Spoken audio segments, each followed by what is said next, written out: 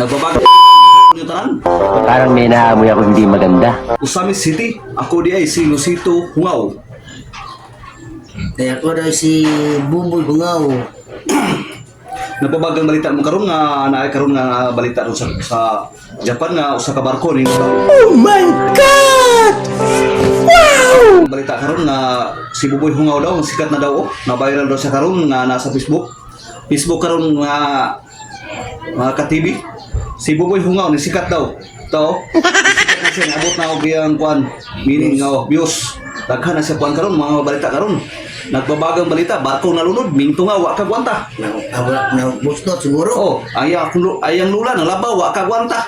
Kay bustot ang palanggana. Bustot siguro to. O ni karon mga kalat nga panahon karon nga karon nga panahon ng ating init. Sa barangay Kwan, Mulabi City. Ang mga yuta dito ng kwan na. Nangaliki na. Nangaliki na. Sa init sa panahon karon, karon mga guys, mag-amping ta sa atong mga tagadlaw nga biyahe. Lagi, mag-amping ta. Karon nagbabagang balita ug mao ni nga oras karon alas 5:42 sa kapunon. May hapon dia. Siya dai si Buboy Hungaw, ako si Lucito Hungaw. Puro may Hungaw. Facebook na mo Hungaw. YouTube channel na mo Hungaw. Please subscribe YouTube channel. Guys, mo na ni guys nga karon mag-amping ta nga atong mga pista karon nga Mayo. Mayo daghang pista.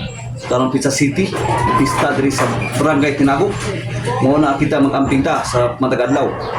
Guys, mo ni karon na atong balita ron ay isa ka lula dito dapitan na dakpan kay wa siya kalaba kay busot iyang planggana.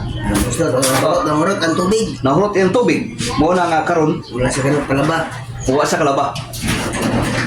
Mo na karon. Go go go go.